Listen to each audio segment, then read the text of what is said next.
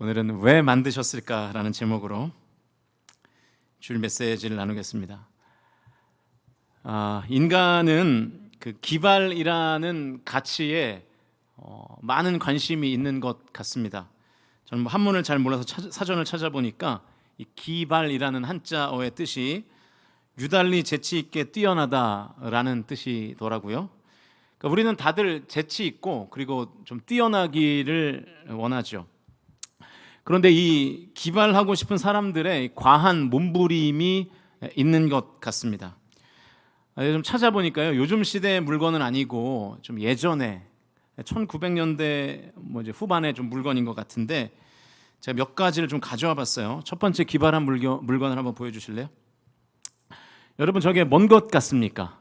1부 때 보니까 여러 가지 말들을 하시던데 좀 뭔 것 같으세요? 상품은 없어요. 네, 그냥 맞추는 거예요. 네, 여러 가지 얘기가 있는데 보여주실래요? 답을? 뭐냐면 그 여성들이 라면을 먹을 때 가끔 이렇게 라면 면발과 자기 머리카락이 같이 들어가는 경우가 있잖아요. 그래서 그거를 방지하기 위한 아이디어 상품이랍니다. 기발하죠? 네.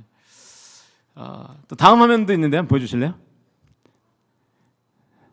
이게 뭐냐면 지하철에서 잘 졸기 위한 상품이랍니다.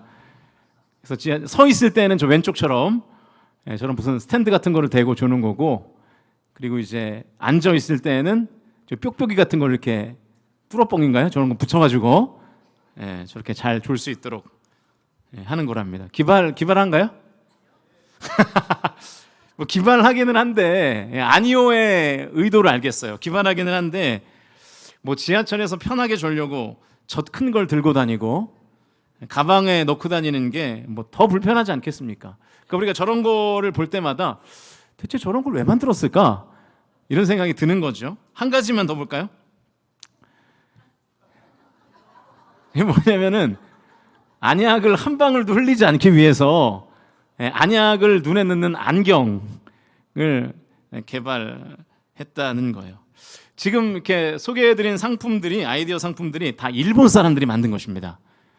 일본은 확실히 가깝고도 먼 나라예요. 이게 커뮤니케이션이 안 되는 것 같아요. 여러분이 아마 이런 기발한 상품을 보면서 지금 속으로는 다들 그런 생각들을 하셨을 거예요. 나름 기발하다고 생각을 하면서도 동시에 저걸 왜 만들었을까 대체? 저 시간과 노력과 재료를 들여서 굳이 왜 저런 거를 만들었을까? 이런 생각을 하게 되는 거죠. 오늘 본문을 보시면 오늘 본문이 성경에서 딱 그런 류의 생각을 들게 만드는 장면입니다. 왜 하나님은 굳이 이른바 선악과라고 하는, 선악을 알게 하는 나무를 만드셔서 아담과 하와가 굳이 그 선악과를 따먹게 하시느냐는 거예요. 안 만들었으면 안 따먹을 거 아니냐, 이런 논리인 거죠.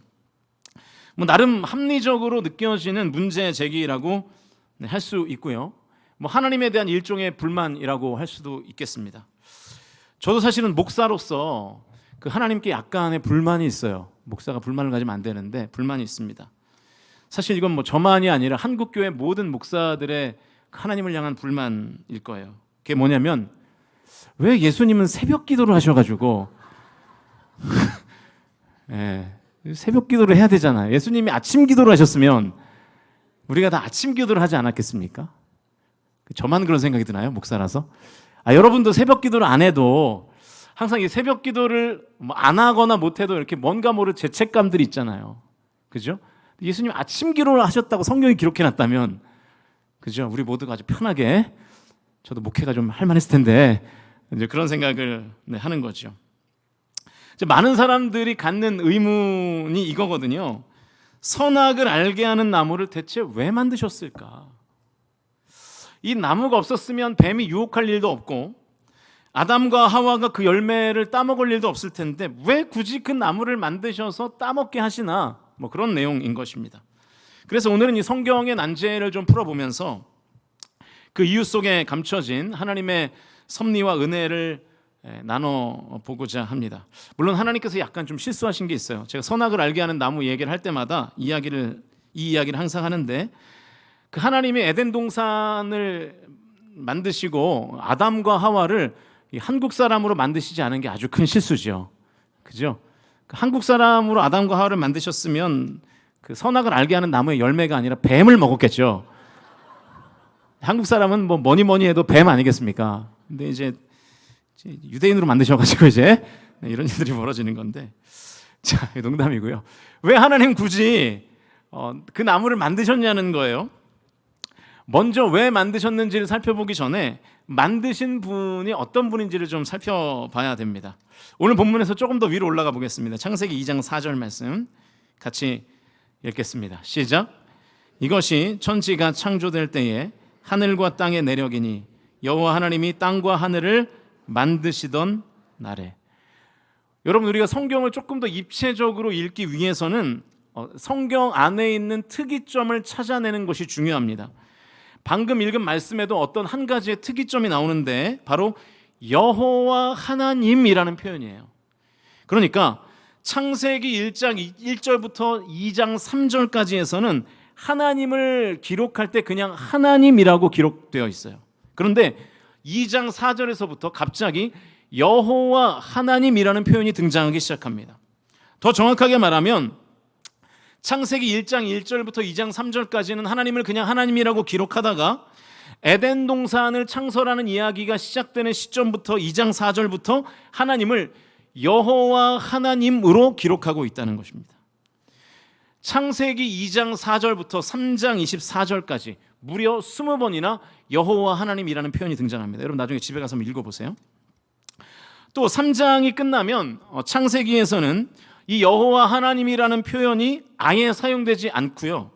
모세오경을 통틀어서도 출애굽기 9장 30절에서만 여호와 하나님이라는 표현이 나옵니다. 그러니까 이 표현이 거의 쓰이지 않는데 에덴 동산을 창설할 때 유독 많이 쓰였다는 것입니다.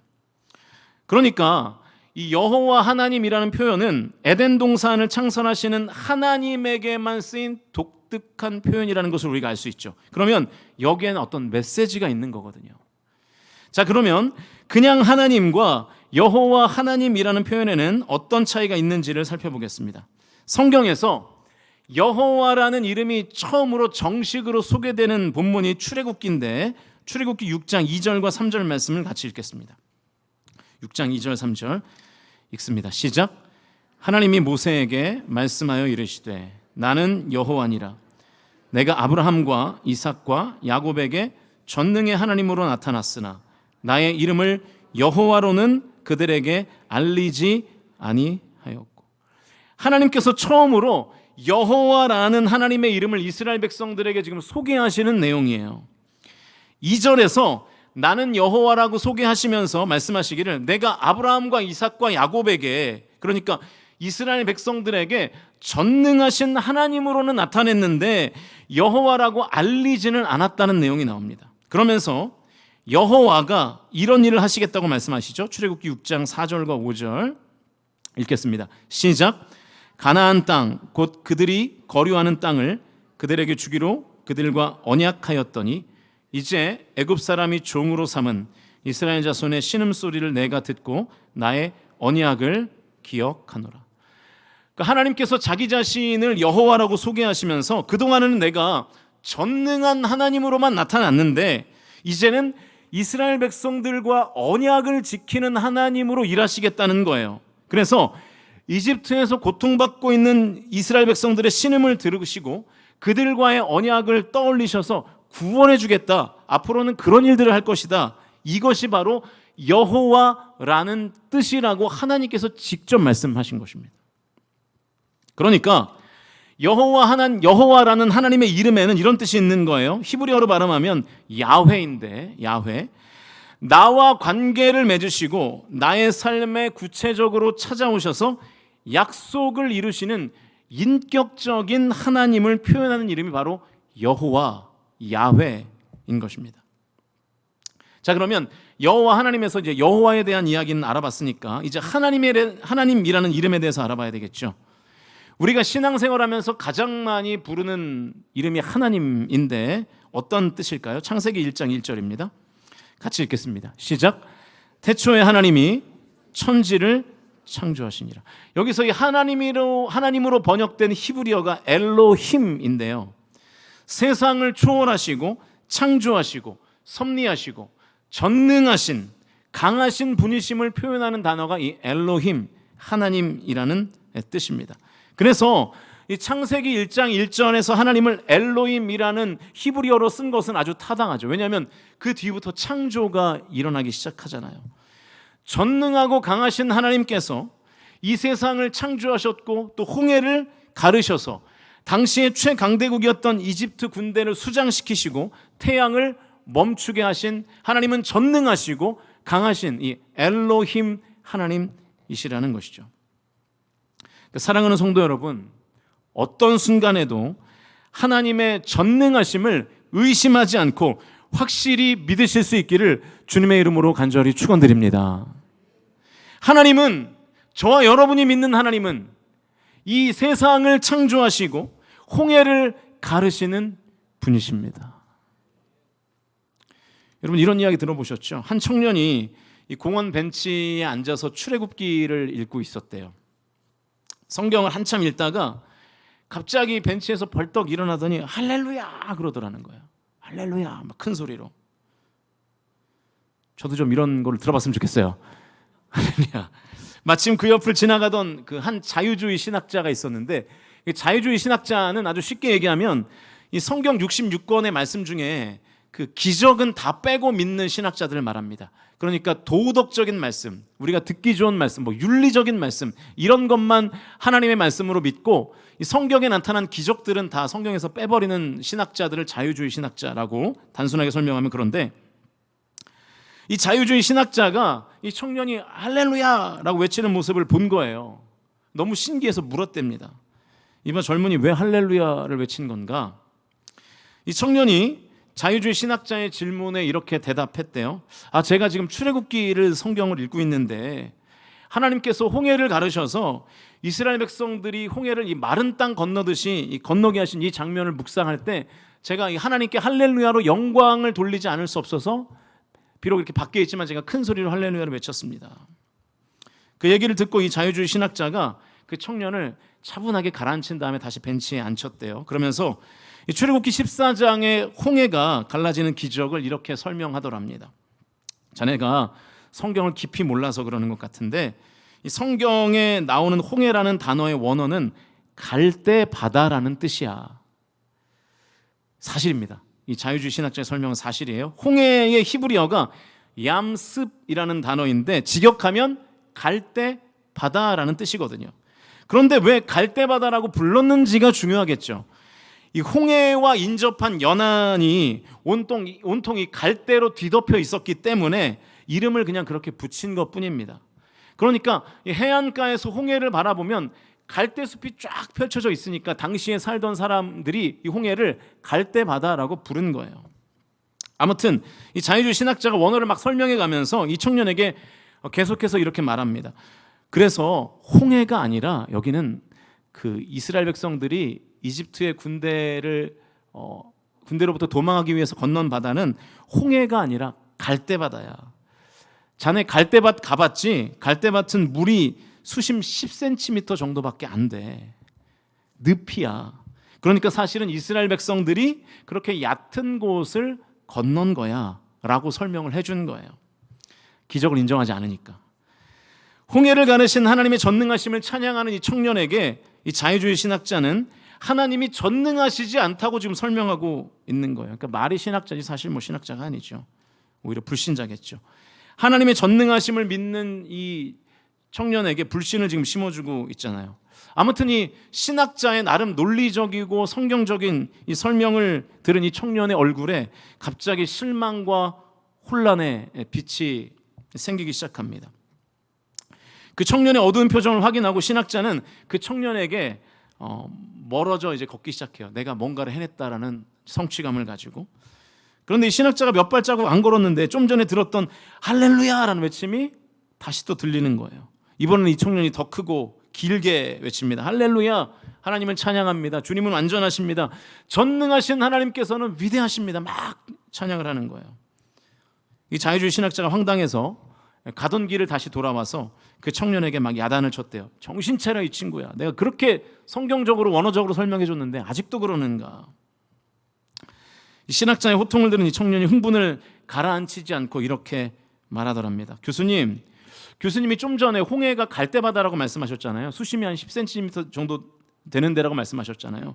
근데 제가 14장을 지나서 조금 더 성경을 읽어보니까 그 얕은 갈대밭에서 하나님께서 이집트의 군대를 수장시키셨더라고요. 그러는 거예요. 이거야말로 전능하신 하나님의 기적인데 할렐루야를 어찌 외치지 않을 수 있겠습니까? 그러더래요. 여러분, 우리가 이 땅을 살다 보면 하나님의 전능하심을 시험하는 수많은 유혹들이 우리를 찾아옵니다.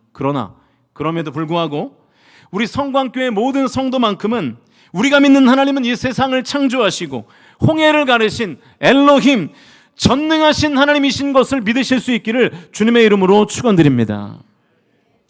여러분, 나의 삶에 하나님의 전능하심이 나타나지 않는 것은 하나님이 무능하셔서가 아니에요.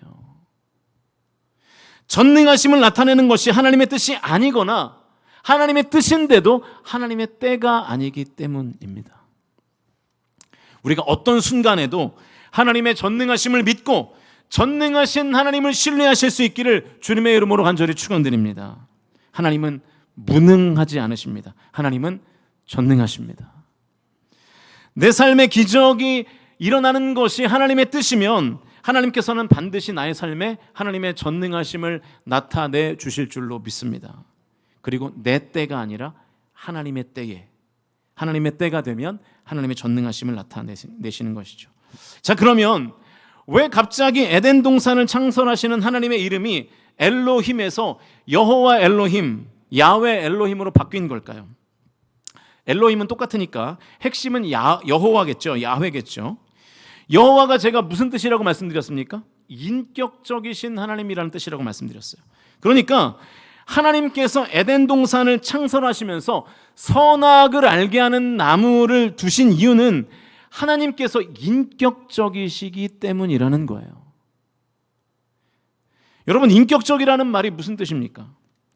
우리가 인격적이라는 말을 설명할 때 알긴 알 것 같은데 막상 설명하려고 그러면 좀 어렵죠. 인격적이라는 표현의 반대말을 생각해 보면 아주 쉬워져요. 인격적이라는 말의 반대말은 비인격적이라는 말인데 비인격적이라는 말과 거의 동격인 말이 기계적이라는 말입니다. 그러니까 인격적인 하나님께서는 우리를 기계로 대하지 않고 사람으로 대하신다는 거예요. 이게 인격적이라는 뜻입니다. 자, 여기 마이크가 있습니다. 이 마이크는, 여러분, 이 마이크에게는 인격이 있나요, 없나요? 없죠. 이 기계입니다. 기계인데 무슨 마이크에게 인격이 있겠어요? 그래서 저는 마이크와 대화하지 않습니다. 마이크가 고장났다고 해서 마이크를 달래거나 하지 않아요. 야, 이 마이크야, 예배 시간에 지금 설교해야 되는데 갑자기 마이크가 안 나오면 어쩌니? 나 좀 살려주라. 이런다고 해서 마이크가 안 나오던 마이크 갑자기 나오지 않죠. 왜냐하면 이거 기계이기 때문에. 만약에 제가 마이크와 대화하는 모습을 보시면 장로님들은 저는 빨리 병원에 데리고 가셔야 돼요. 네, 그죠? 네. 왜 마이크를 제가 달래거나 위로하지 않을까요? 기계니까요. 기계를 인격적으로 대해줄 필요가 없잖아요. 고장이 나면 그냥 수리를 맡기면 돼요. 못 고칠 것 같으면 그냥 버리고 새로 하나 사야 됩니다. 가끔 자녀들은 이제 부모를 좀 기계로 아는 경향이 있는 것 같아요. 그죠? 그래서 우리 엄마 아빠는 그냥 무쇠로 만든 로봇인 줄 아는 것 같아요. 요즘 이한이가 축구에 빠져 있습니다. 축구. 한동안 배구를 하다가 제가 축구를 해요. 그래서 얘가 모든 사진을 이 포즈로 찍어요. 보여주시면 손흥민 골 넣을 때 이제 합성입니다. 제가 저런 축구장을 데려간 건 아니고 합성인데 또 손흥민 유니폼을 또 사줬어요. 8만 원이나 주고 사줬습니다. 네. 요즘 너무 덥잖아요. 오늘도 더운데 지난 목요일이었어요. 이제 오전에 설교 준비를 하고 오후에는 이제 신방을 하고 저녁에 퇴근했더니 이제 이한이가 축구를 하러 가자는 거예요. 그때 아마 날씨가 한 30도가 넘었던 것 같은데. 그래서 이제 태화강 국가정원 쪽에 있는 축구장에 가서 그 떼약볕에 이제 이한이만 축구를 해줬습니다. 해줘야지 어떡합니까? 아들이 해달라는데. 저녁을 먹고 들어왔어요. 목욕을 시키고 잠깐 침대에 누워서 이제 쉬려고 그러는데 이한이가 저에게 이제는 집에서 축구를 하자는 거예요. 네. 아들이 축구하자는 말에 제가 축구는 안 하고 촉구를 했습니다. 그러니까 뭐라고 촉구했냐면 아빠가 기계인 줄 아냐 임마? 제가 그랬어요. 자녀들은 부모가 기계인 줄 알아요. 뭐든지 지치지 않고 다 할 줄 아는 거죠. 가끔 보면 우리가 뭐 뉴스에서도 보지만 사람을 기계 취급하는 경우가 있습니다. 그러니까 인격적으로 대우하지 않는 거죠. 조금 전에 인사했지만 우리 이영진 목사님 사임하게 돼서 부교육자 이력서를 받고 있습니다. 한 분이 이력서를 내셨는데 이분이 해외에 계신 분이라 제가 이제 카톡으로 물어봤어요. 그 교회를 사임하시려는 이유가 뭡니까? 대답의 첫 마디가 이래요. 목사님, 솔직하게 말씀드리겠습니다. 그래요. 그러니까 이런 얘기가 나오면 이제 뒤에 뭐 무서운 얘기가 있다는 거거든요. 그러면서 하는 말이 거의 1년 동안 월요일도 하루를 쉬지 못했다는 거예요. 법정 공휴일도 쉬어본 적이 없대요. 평일 저녁에도 밤 9시, 10시까지 신방하고 사역한다는 거예요. 이러다 죽을 것 같아서 더 이상 버티기가 어려워서 담임 목사님께 사임하겠다고 말씀을 드리고 이제 우리 교회 이력서를 넣었다 하더라고요. 그러니까 사역하는 기계가 된 거죠. 최근에 이제 제가 서울신대 기독교 교육학과를 졸업했는데 제 동기 중에 나이는 저보다 한 살 어린데 기교과를 졸업하고 대학원을 총신대학교로 가서 지금 장로교 쪽에서 부산에서 사역하는 이제 동기가 있습니다. 나이는 한 살 어리고. 근데 최근에 얘가 뇌경색으로 쓰러졌어요. 이번 주죠. 이번 주에. 이 친구가 뭐 새벽부터 밤 11시까지 아무튼 교회가 아주 대형 교회인데 교회 사역이 너무 많으니까 그렇게 하다가 이제 쓰러져 가지고 지금 병원에서 뭐 한쪽이 약간 마비가 되어 있는 그런 상황에 있다고 하더라고요. 그러니까 뭐 목회자뿐만이 아니라 모든 사람은 때로는 쉬어야 됩니다. 여러분, 주일에는 푹 쉬실 수 있기를 주님의 이름으로 축원드립니다. 주일에 다른 데 가지 마시고 교회가 얼마나 시원합니까 지금, 그죠? 에어컨 바람 쐬시면서 쉬세요. 그게 이제 사람을 인격적으로 대하는 거죠. 근데 여러분, 우리가 믿는 하나님은 비인격적으로 기계적으로 우리를 대하시지 않습니다. 하나님은 우리를 기계 취급하지 않으세요. 우리를 인격적으로 대해 주시죠. 우리를 인격적으로 대해 주신다는 증거가 뭐냐면 이 선악을 알게 하는 나무예요. 그러니까 우리는 이 선악을 알게 하는 나무가 마치 하나님께서 우리에게 어떤 저주의 이 함정을 파놓은 것이라고 생각하는데 오히려 반대입니다. 우리를 인격적으로 대우해 주시기 위해서 하나님은 선악을 알게 하는 나무를 만드신 거예요. 만약에 하나님께서 사람을 기계로 대하셨다면 선택권 자체를 주시지 않았겠죠. 여러분, 사람을 기계 취급하는 대표적인 제도가 노예 제도인데요. 노예에게는 선택권이 없습니다. 그냥 이 일 하라 그러면 그 일 해야 되는 거예요. 그러다 죽죠. 그냥 시키는 일만 하다가 죽는 거예요. 그런데 하나님은 우리에게 선택권을 주셨어요. 8절과 9절 말씀, 오늘 본문인데요. 8절과 9절을 읽을 텐데 내용을 전혀 해치지 않는 범위에서 제가 편집을 약간 했습니다. 화면을 보시면서 같이 읽겠습니다. 시작. 에덴의 동산을 창설하시고 그 땅에서 보기에 아름답고 먹기에 좋은 나무가 나게 하시니 동산 가운데에는 생명나무와 선악을 알게 하는 나무도 있더라. 그 지으신 사람을 거기에 두니라. 원래 8절과 9절 내용과 전혀 바뀐 것은 없습니다. 문장의 순서만 제가 약간 바꿨는데 여호와 하나님이 인격적이신 하나님께서 에덴 동산을 창설하시고 난 다음에 이 에덴 동산에 생명나무를 두시고 그리고 선악을 알게 하는 나무를 두셨죠. 그리고 이 생명나무와 선악을 알게 하는 나무에 있는 에덴 동산에 아담과 하와를 두셨다는 내용이 오늘 본문이에요. 그리고 이렇게 말씀하셨죠. 창세기 2장 16절과 17절 말씀입니다. 같이 읽겠습니다. 시작. 여호와 하나님이 그 사람에게 명하여 이르시되 동산 각종 나무의 열매는 네가 임으로 먹되 선악을 알게 하는 나무의 열매는 먹지 말라. 네가 먹는 날에는 반드시 죽으리라 하시니라. 하나님이 두 가지의 나무를 다 만드셨어요. 먹어도 되는 나무들을 만드셨고 먹으면 안 되는 나무를 만드셨어요. 그러니까 지금 하나님께서는 아담과 하와에게 지금 선택지를 주고 계신 거예요. 왜요? 인격적이시니까. 하나님이 사람을 기계 취급하셨다면 생명나무만 만드셨을 겁니다. 선악을 알게 하는 나무 안 만드셨을 거예요. 그러면 선택권이 없죠. 무조건 인간은 하나님을 바라보게 되어 있죠. 그러니까 이런 것과 똑같습니다. 인간이 로봇을 하나 만들어요. 그리고 오직 나만 사랑하도록 프로그래밍 해놓습니다. 그래서 로봇이 나에게 너무 열렬히 막 사랑을 표현하는 거예요. 나에게 와서 막 안기고 사랑해요라고 말하고 팔짱을 끼려고 그러고. 여러분, 로봇이 나에게 그렇게 사랑을 표현한들 인간이 그 로봇의 사랑 표현에 감동을 받겠습니까? 받을 리가 없죠. 왜냐하면 기계거든요. 로봇이 나에게 그렇게 사랑을 표현하면 나는 감동이 될 것 같다라는 분들도 병원에 가보셔야 됩니다. 그죠? 그런 사람은 없어요. 왜냐하면 마음이 없잖아요. 진심이 없잖아요. 인격적이지 않잖아요.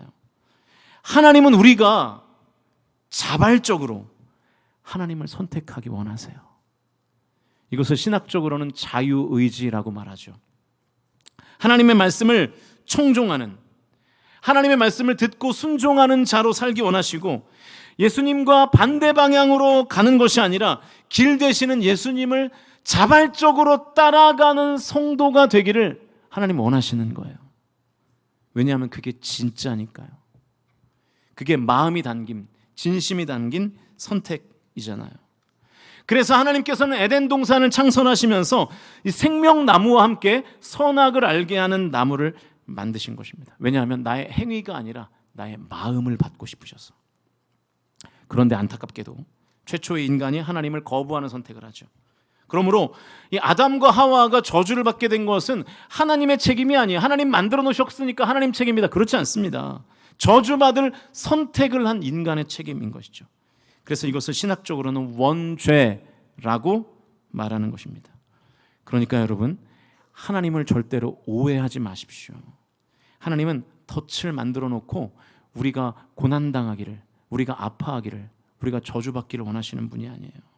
하나님은 우리가 죄짓기를 바라시면서 벌 주시는 분이 절대로 아닙니다. 하나님은 언제나 우리가 하나님을 선택하여 복받기 원하시는 분이심을 믿으실 수 있기를 주님의 이름으로 간절히 축복합니다. 하나님이 인격적이신 분이라는 것은 우리에게 또 다른 의미가 있는데, 인격적이신 하나님께서 우리에게 선택권을 주셨잖아요. 그 선택에 따라, 나의 선택에 따라 우리의 삶의 질이 달라집니다. 아담과 하와가 이 선악을 알게 하는 나무를 선택하는 대신에 생명나무를 선택했다면 아담과 하와는 영원히 지상낙원이라고 말하는, 파라다이스라고 말하는 이 에덴 동산에서 영원히 살았겠죠. 그런데 선악을 알게 하는 나무를 선택함으로 하나님이 창설하신 지상낙원에서 쫓겨나게 되었습니다. 여러분, 이것은 우리가 이 땅에서 하루하루를 살아가면서 어떤 선택을 하느냐에 따라서 우리의 삶의 질이 달라진다는 의미이기도 합니다. 그래서요, 잘 들으세요. 하나님께 순종하는 사람만 받는 복이 있어요. 순종하는 선택을 하는 사람만 받는 복이 있다고요. 순종을 하지 않으면 순종할 때 받는 복은 못 받아요. 우리가 이것을 모르고 신앙생활을 하기 때문에 우리가 신앙생활을 나이브하게 하는 거예요. 멋대로 하는 거예요. 제가 여러 번 말씀드린 것 같은데 시편 1편이 딱 그 케이스거든요. 시편 1편 전체를 우리 믿는 마음으로 큰 목소리로 다 같이 읽겠습니다. 시편 1편 6절까지인데요. 같이 읽습니다. 시작. 사람은 악인들의 꾀를 따르지 아니하며 죄인들의 길에 서지 아니하며 오만한 자들의 자리에 앉지 아니하고 오직 여호와의 율법을 즐거워하여 그의 율법을 주야로 묵상하는도다. 그는 시냇가에 심은 나무가 철을 따라 열매를 맺으며 그 잎사귀가 마르지 아니함 같으니 그가 하는 모든 일이 다 형통하리로다. 악인들은 그렇지 아니하며 오직 바람에 나는 겨와 같도다. 그러므로 악인들은 심판을 견디지 못하며 죄인들이 의인들의 모임에 들지 못하리로다. 무릇 의인들의 길은 여호와께서 인정하시나 악인들의 길은 망하리로다. 할렐루야. 이게 하나님께서 우리에게 주시는 복의 내용이에요. 그래서 우리가 연초에 이렇게 인사했었죠. 기억하시는지 모르겠는데 새해 복 많이 받으세요가 아니라 우리가 뭐라고 인사했죠? 새해 복 있는 사람 되세요. 이렇게 인사했잖아요. 복 있는 사람이 돼야 시편 1편에서 말하는 복을 받는 것입니다. 우리 옆에 분들을 보시면서 다시 한번 이렇게 인사하실까요? 복 있는 사람 됩시다. 시작. 여러분, 여기서 말하는 복은 히브리어로 복이 두 가지인데요. 첫 번째는 바라크라는 단어가 있고요. 두 번째는 에쉐르라는 단어가 있거든요. 그런데 이 에쉐르라는 단어를 직역하면 똑바로 걷다라는 뜻이에요. 그러니까 하나님의 말씀의 정도를 걷는 사람이 받는 복이 시편 1편에서 말하는 복입니다. 반대로 바라크는 조건 없이 받는 복이에요. 우리가 막 살아도 받는 복이에요. 그 복이 뭐냐? 우리가 지금 이렇게 햇빛을 맞을 수 있는 거, 우리가 공기를 호흡하며 숨 쉴 수 있는 거, 이거는 예수를 믿어도 받고 예수를 안 믿어도 받는 복이죠. 그런데 이 에쉐르는 순종하는 사람만 받는 복이라는 거예요. 특별 은총이죠. 주로 하나님의 기적을 경험하는 양상이 삶에 나타나는 경우가 바로 이 시편 1편에서 말하는 에쉐르의 복입니다. 그러니까 내가 말씀의 정도를 걸을 때 하나님께서 내 삶을 형통케 하신다는 거예요. 안 믿어지세요? 믿으실 수 있기를 주님의 이름으로 축원드립니다. 순종해 본 사람들이 알아요. 그러니까 하나님은 인격적이시기 때문에 기계적으로 모든 성도에게 같은 복 주시지 않습니다. 여러분, 착각하지 마세요. 내가 대충 신앙생활해도 신앙생활 잘하는 사람과 똑같은 복을 받겠지, 그렇지 않습니다. 성경적이지 않아요. 그래서 삶의 모든 순간에 생명나무를 선택하는 사람에게는 에덴을 허락하시고 선악을 알게 하는 나무를 선택한 사람에게는 에덴을 빼앗으시는 거예요. 그래서 모든 성도가 같은 복을 받지 않습니다. 그러므로 신앙생활하는 성도들의 개개인에 따라 삶의 질이 달라질 수밖에 없는 것이죠. 그러니까 이 생명나무와 선악을 알게 하는 나무에는 이런 의미도 있다는 것입니다. 여러분, 우리는 기왕 신앙생활 하겠다고 예수님을 마음으로 믿어 그리고 입으로 시인하여 구원받은 하나님의 자녀 된 줄로 믿습니다. 여러분, 하나님 이제 부인하지 않으실 거잖아요. 아닙니까? 한 5년 뒤에 부인하시게요? 아니잖아요. 여러분, 죽을 때까지 예수 믿고 사실 거죠? 할렐루야. 그러면 기왕 우리 예수 믿는 거 제대로 예수 믿으실 수 있기를 주님의 이름으로 축복합니다. 혹시 지금 예수님 안 믿을 분 손 들어보세요. 없잖아요. 네. 여러분, 우리가 기왕 신앙생활 하실 때 모든 순간에 선악을 알게 하는 나무 선택하지 마시고 생명나무 선택하셔서 생명나무로 선택할 때 하나님이 주시는 복을 저와 여러분 모두가 다 받으실 수 있기를 주님의 이름으로 축원드립니다. 이제 말씀을 정리하겠습니다. 이 선악을 알게 하는 나무의 열매를 선택한 아담과 하와를 통해서 우리는 한 가지 더 깨달아야 할 교훈이 있습니다. 창세기 2장 16절과 17절 말씀을 다시 한번 읽어볼게요. 16절 17절 시작.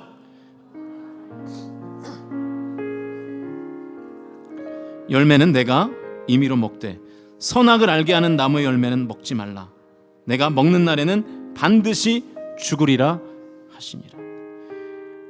아담과 하와가 에덴에서 왜 쫓겨났습니까? 잘 들으세요. 하나님이 주시지 않는 그 한 가지 때문에 쫓겨났어요. 하나님이 주시지 않는 그 한 가지를, 그 욕심을 버리지 못하는 거예요. 16절에 보니까 동산 안에 있는 각종 나무의 열매를 다 먹어도 된다고 하나님 말씀하셨습니다.